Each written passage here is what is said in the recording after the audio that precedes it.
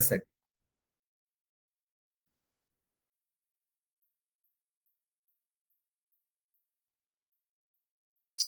Yeah, it's visible and audible, everything. Okay, can I start then? Yeah, yeah, sure.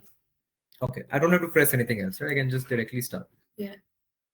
All right. Hi, everyone. My name is Dr. Chinmay. So I'm a psychiatrist and a sexologist based out of Thane, Mumbai. I work with the Allo Clinic here in Thane, where we treat over hundreds of patients every month. Especially 90% of our patients are men going through some sort of mental or sexual health issues. So today's webinar is kind of special so that we kind of break the myths that is sexual health. And, hopefully at the end of this, you get some more information about how you can make it better, how you can take care of yourself better. And once that happens, I can only wish you all the best of health going forward. So before I go into more details in general about sexual health, I wanted to talk about intimacy and how we as men process emotions, right? Very often it is told to us that, oh, we have to be tough, we have to be strong, we have to function a certain way, we cannot express. Most of our role models, most of the movies show men in a particular light, and very rarely we do see an emotional side to ourselves. And sometimes what happens is that the world forgets that there is another side to it as well. Unfortunately, due to societal roles, we never get a chance to express them. I would like to say that men and women, though we might be physiologically different, emotionally we are all the same. We crave love, we crave attention, we crave emotional intimacy, and hence it is equally important for any sex to have that intimacy with them.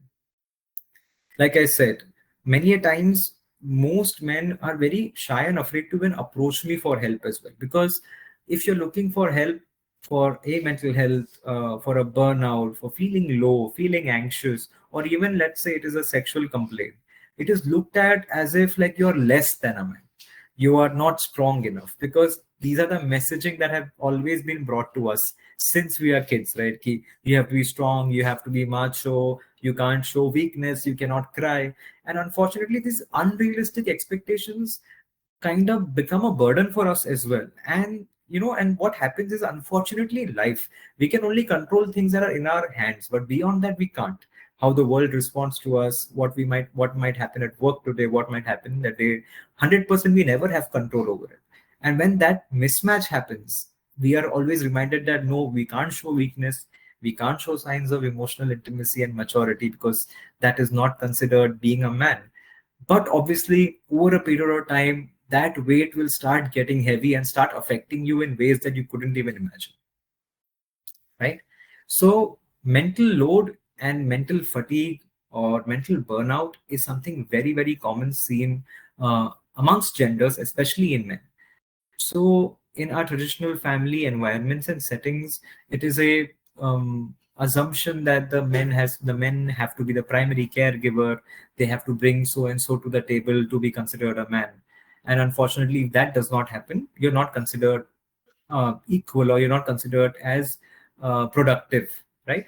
Essentially reducing you to a commodity, which is a very horrible thing, because like all humans, you do have emotions, but unfortunately, without the right vent or the right space, a safe space to express yourself, it is eventually going to eat out on you, right? So there are chemicals in our brain, primarily serotonin and dopamine. Now these chemicals are the ones that are responsible for your mental health, right?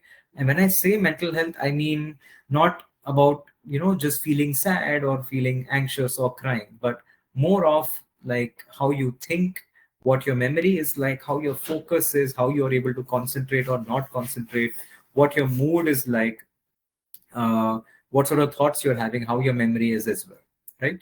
So this is one of the most important misconceptions that people have when it comes to mental health. They feel like, oh, if you have any mental health issue, you're just crying all the time or you're just complaining. No, but poor mental health affects all your day-to-day functionality. Your eating, your sleeping, your food habits, how you think, how you concentrate at work, how you solve problems, how you are motivated throughout the day. And if any of these things get a bit screwed up, but obvious hai, that it's going to impact your day-to-day life, right? And like I discussed earlier, a lack of emotional empathy towards men in general, where they are expected to behave a certain way, will eventually lead to you suppressing your emotions, which will eventually come out in most unexpected ways. It can be irritability, anxiousness, burnout, lack of interest, low mood, losing interest in things that you want to do, losing pleasure in the things that you want to do. And that's how slowly, over a period of time, these complaints increase and they start affecting your health. Now, why are we having a combined session of mental health and sexual health in one, right? Because the same chemicals, your serotonin, dopamine, noradrenaline, that control your mental health, are also responsible for your sexual health, which is your desire, your arousal during sex, your interest during sex, the actual act of sex, as well as orgasm. So if there is any issue happening on this side, which is these chemicals that are produced in your brain, but obviously it's going to impact your sex life. So more often than not, there are these biphasic or two time periods in men's life when they usually experience these problems. In their 20s and 30s, when our responsibilities increase, we are put out into the world, we have newer challenges to face, stress levels increase, as well as your 40s and 50s when, usually when undetected improper diet, lifestyle, stress patterns lead to some or the other metabolic complications like diabetes, heart issues, cholesterol issues, thyroid, and all of that. So sexual health also keeps getting affected along the way.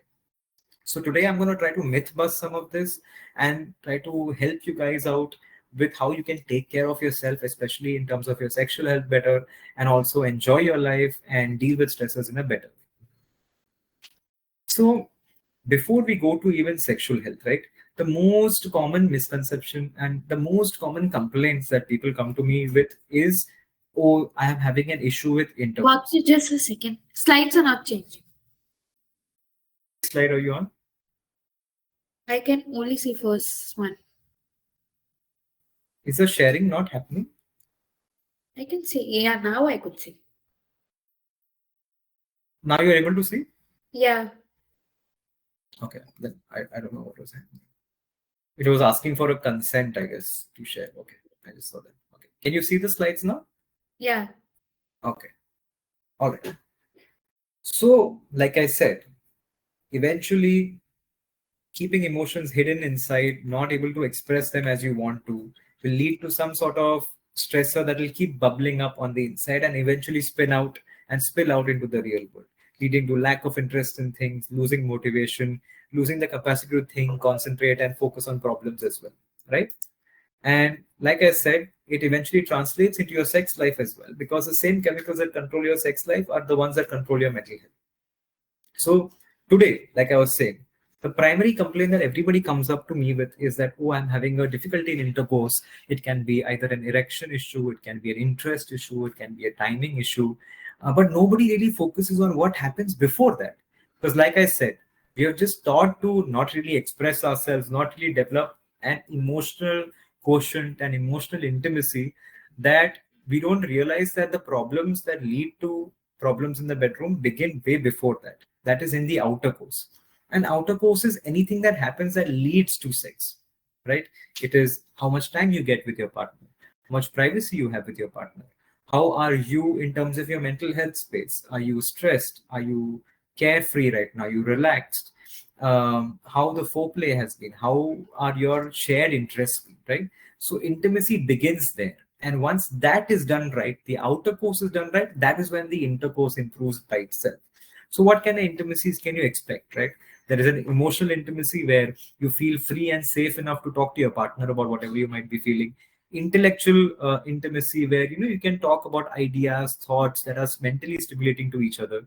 Physical one, which are the most common ones, where it can be a handshake with a friend, can be a hug with your partner, it can be a light touch. Social, like social gatherings with your friends, and recreational hobbies that you keep yourself healthy.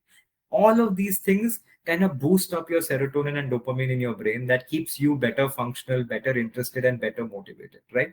If there is an issue that happens in any of these situations, which unfortunately happens, right, because of the different work cultures in our country, because of travel time involved, because improper diet and lifestyle, which we don't have opportunities to, many a time, somewhere or the other, this gets missed out, and this sort of gap or a lacuna leads to some or the other sexual problem. Before I even continue this forward, I wanted to also clear out some information, because like I said, apart from what most commonly people come to me with is like problems related to intercourse. The most common question I get is that, oh, how do I maintain my genital area better? Or is there anything for improving penis size? Because there's a lot of misconception and miscommunication about it in our country as well. So number one, I want to clear out that penis size has got nothing to do with satisfaction. That is the most important thing. And there's no way to change penis size as well, because it is genetically determined. It is average, on an average, penis size is anywhere about 2.5 inches to 3 inches. And it's absolutely fine, whatever the size and girth may be. Sometimes there is a question about micropenis, and micropenis is something where even when erect, the penis is less than 2.5 inches, but that also still does not lead to a dissatisfaction in the partner. And I'll explain that in a bit. I also wanted to give a bit note about how to maintain genital hygiene. The most common thing you can do is that maintain cleanliness with only water. No soaps, no oils, no massages. It's a gross miscommunication that happens on social media that you need to do these things to keep healthy, because the skin around a genital area is slightly different. And because of which, if you add any oil-based thing like a soap or a wash, that can sometimes lead to dryness and that can lead to infection. So just clean the area by pulling the foreskin behind just with water, and that is more than enough once a day. All right. So yeah, avoid any harsh soaps, tepid water, lukewarm water, or normal temperature water is fine. Proper hygiene is the best way. And in a country like India, especially where the temperature and climate is so humid, just make sure that the overall area is dry. Use powders if you want, and that'll be good. All right. Yeah. So I also wanted to talk about how we consume recreational sexual content as well, right? So before we even go into the actual talk about sex, I just thought I'll address some amount of things related to porn and things related to masturbation as well. Because many a times when we are with ourselves and by ourselves, also a lot of people are worried about, oh, in masturbation, I'm noticing something different. Oh, I'm not getting interested by whatever I'm watching in porn. Now, also, there is a misconception that all of these things are bad. No, they are not. Masturbation is a perfectly healthy expression of self love, and porn just helps facilitate that. But where can this become a problem? It can become a problem when, especially, you look at it in a way that this is how life should be, and you forget to realize that porn at the end of the day is like a film that is made to grab your max attention, right? Like if you go to a movie, Hrithik Roshan will always look like a Hrithik Roshan. Aishwarya Rai will always look like an Aishwarya Rai. Doesn't mean that is the real extension of how what reality is. So sometimes what happens is that we end up comparing ourselves to that, and we start feeling a bit low key. Oh, I'm not as good looking as this person, or am I not lasting like this? Is there some misconception related to this? Because many a times, more often than not, porn looks at keeping your attention for the longest time. Most videos in porn also end up excluding foreplay. They end up excluding the female side of the quotient as well, which is sometimes going to be detrimental to your sex life, because it's not always about lasting the longest or just going straight into sex, because like I said, the outer course is more important than the intercourse. And even masturbation, right? There's nothing wrong with masturbation, but definitely because we do not talk about it enough, people don't know the right way to masturbate, and they sometimes also come to me with something called as prone masturbation, which you can Google, which is very harmful as well. So masturbation done in a healthy amount is perfectly fine. The only trick is that to not do it when as a quick release. It is not something that you have to do as a, no, I've gotten bored, I just need to go and quickly masturbate. Oh, I've gotten stressed, I just have to go and quickly masturbate. Because what will happen is, like I said, the interest and desire to be sexually aroused is controlled by the chemicals in your brain. These chemicals are going to start assuming that you like to orgasm faster. So sometimes certain masturbatory practices can definitely lead to early ejaculation. That's the only problem that can happen with masturbation. And occasionally, because early ejaculation happens, we start feeling underconfident. We tend to avoid sex and then only focus on porn and masturbation. That's when the other problems of emotional intimacy, sexual intimacy also come into play, right? So usually when a patient comes to us at Allo Health, we can try to talk to them and educate them about how to usually manage this in a better way, right? All right. Now, begins the myth busting. Men must always want sex. Absolutely not. Men, like all other creatures and humans, are also social and emotional beings. Everyone craves more emotional intimacy. Better emotional intimacy, better emotional quotient leads to better sexual intercourse. Okay?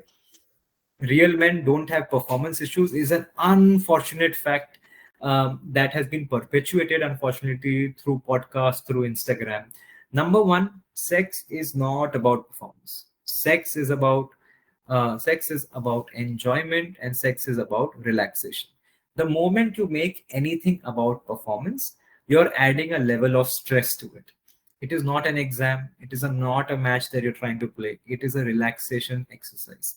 If you do not relax and you're going to look at it like, oh, I have performed less, then you're going to add stress to your relationship. The more the mind assumes that sex is stressful, because these chemicals that control your stress life also control your sex life, are going to assume that sex is stressful, and they're going to run away from it, because the mind does not like to take stress. The best way it knows to run away from it is reducing your interest in sex, reducing your timing in sex, or reducing your erections, leading to more dependency on masturbation and porn, rather than actual emotional intimacy as well, right? Now, common myths about male sexuality being one of the questions was, does sex only equate to penetration? No, not entirely, because there is a sexual intimacy which is a wide spectrum, right? Now, what is sexual intimacy? Sexual intimacy is not just penetrative sex. It is one part of the sexual spectrum. There are other aspects to sex as well, which is coming into your foreplay aspect of things, which is how your emotional relationship is with your partner, number one, and that is the most important one. Number two is, what sort of physical intimacy do you communicate with each other? Through speaking, through dates, through spending time together, having privacy with each other, through touch, by exploring each other, by having an open communication about what each one likes to do, right? Exploring each other's erogenous zones, which are areas on your body when stimulated lead to sexual arousal, then leads to more foreplay, and that eventually leads to penetrative sex. So penetration is only a part of sex, but a sexual cycle consists of desire, which is generated with good emotional relationship, arousal through physical touch, through emotional connection, and then finally the act of penetration. Now, this is something what happens, because many people, most of them who are male, 90% of my patients are male, and over the last 1 year, I've seen 2,000 patients. Most often, they come to me because they don't even know how to open this conversation with their friends as well, right? Which is kind of sad, because though a country with such a large population, we should be comfortable enough to talk about these issues. Unfortunately, men don't get the right space to do that. So they come to me and they feel like if I open about this, it can be embarrassing. It's not embarrassing. In fact, if there is an issue that you're experiencing, better to solve it and get better at it so that you feel good rather than make yourself feel weak, right? What are the most common things that I usually see in my clinic? Uh, is One is erectile dysfunction, one is premature ejaculation. Now, there's also a lot of misconception ki actually what is erectile dysfunction, what is premature ejaculation. So I'll try to clear it out right now, right? Erectile dysfunction is said when over a period of 6 months to a year, there is a difficulty in attaining or getting erections or sustaining erections throughout the sexual intercourse. It can happen situationally where you're experiencing erections spontaneously in your early morning during masturbation, but during sex it is not happening. Or it can also be that during foreplay it is happening, during sex it's happening, and during penetration it might be going down. So it varies from person to person. And premature ejaculation primarily means when the ejaculation happens in less than 2 minutes or less than 1 minute or even during foreplay, and this problem has persisted for at least 6 to 12 months, right? So now, before I even tell you how to solve this, right, let me just go back and talk about erectile dysfunction a little bit. Now, like I said, there are chemicals in your brain that control your sex life. With time, many of the times people come to me with the expectation that, oh, I see my partner, I should be immediately erect. That is not how life works. That is not how the brain works as well. With time, the mind requires more stimulation. more connection to feel aroused, right? So for that, what you have to do? You have to make sure that foreplay happens properly, emotionally you're better, mentally you're in a safe and healthy space, which you can do by approaching a psychiatrist, approaching a psychologist, dealing with stress better, opening up better communication with your partner, by spending personal time with your partner. It can be date nights, it can be time spent at home, whatever time you spend with your partner. You imagine your partner, you really imagine their essence, like through all your senses, through eyes, nose, ears, touch, everything. That will lead to more arousal, which will lead to foreplay. And when the foreplay is proper, at least 10 to 15 minutes, erection quality will always be better.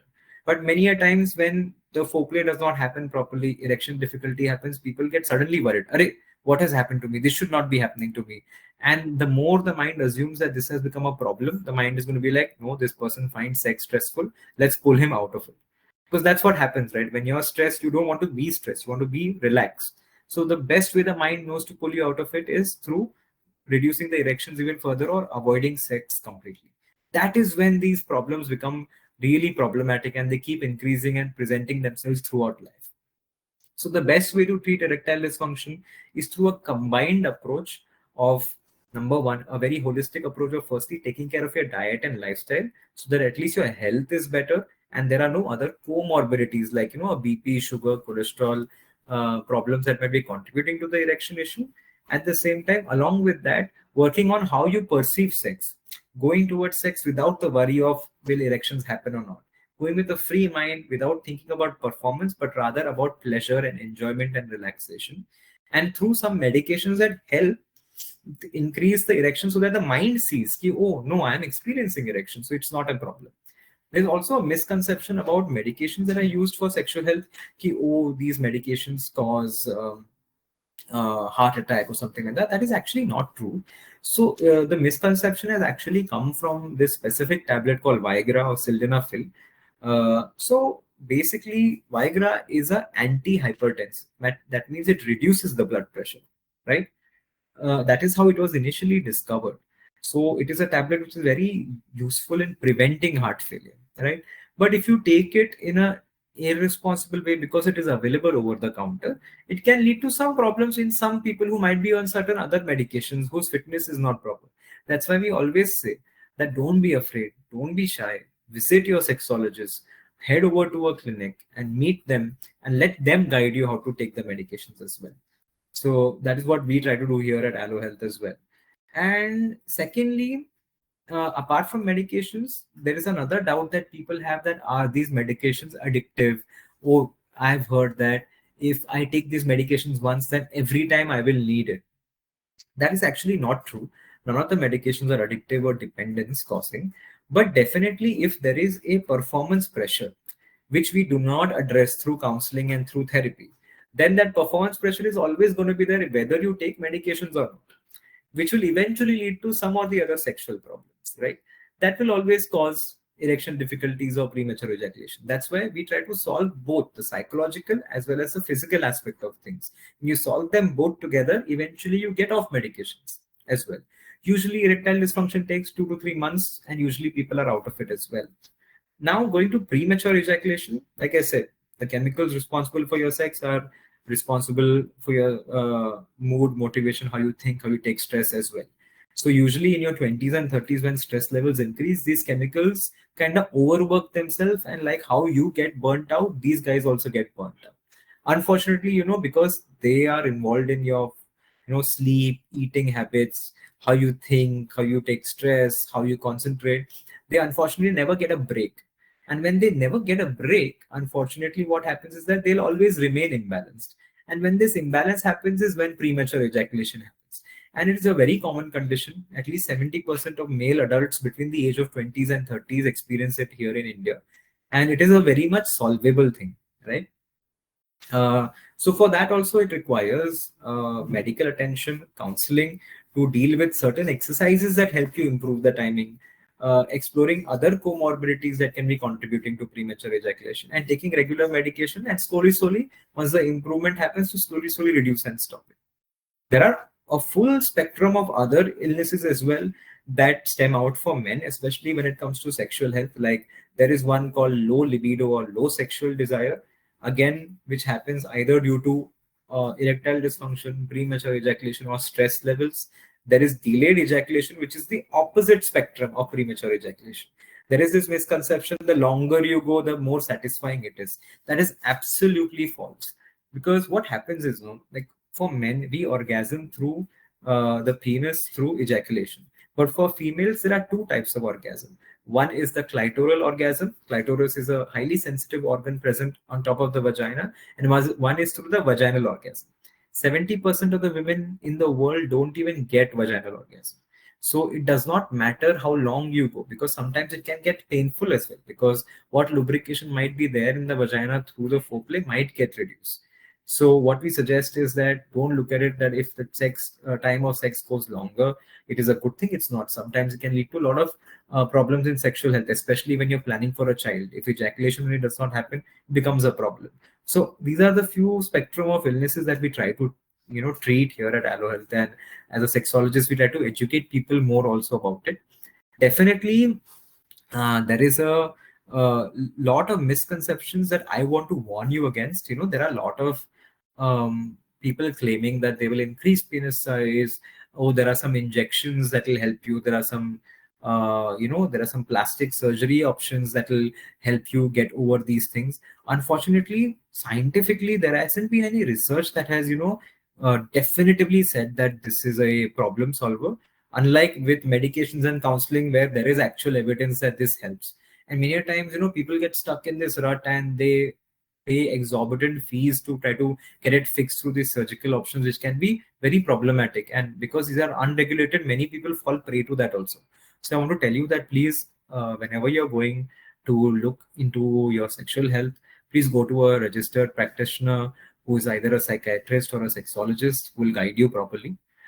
In fact, to help you out, I myself will be giving you some coupon codes so that if you ever want to reach out to us, you can get a reach out anytime you want. And if you have any questions, please drop them with Onsurity, and I will answer them and send them back to them if you need any questions at all. Right? Yeah. So in the end, I would just like to say that sexual problems aren't permanent. They are very much treatable. A lot of people struggle with this silently. Don't, because you have a team of dedicated professionals here with you to kind of help you out through this. And don't try to have this sort of a performance pressure with sex. This is not an exam. This is not a job. This is not a match that you're trying to play, but you're trying to really enjoy your life. All right. So just a few things that I wanted to communicate again. Doing it right is more important rather than lasting long. Talk to your partners, open a communication, ask what you like with each other, what they like, what you like. Try to explore, make it a fun activity, and enjoy it truly when you're with your partner. Take care of your prerequisites, that is your diet and lifestyle. You require 15 minutes of cardio and 15 minutes of resistance exercises like yoga, core, or weight training 5 times a week to help you out to lead a healthy life. Or you can try some relaxation techniques like meditation, yoga, mindfulness, and always reach out to a registered psychologist, psychiatrist, or your health experts whenever you need it. All right. If you have any questions, like I said, just reach out anytime. If Onsurity can send it in an Excel sheet, I'll answer them as well. So anybody who has a doubt, I can clear it out anytime. Thank you. Thank you, Dr. Chinmay. Thank you all for being here, for showing up, for listening, and most importantly, for being open to this conversation. Men's health deserves more honesty, more empathy, and a lot less silence.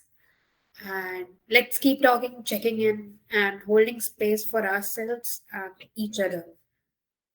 Thank you, Doctor, for guiding us through with such clarity and care. Anytime. Please don't be afraid to reach out. I'll give you some coupon codes, so you can just reach out anytime you want. All right. Take care. Thank you.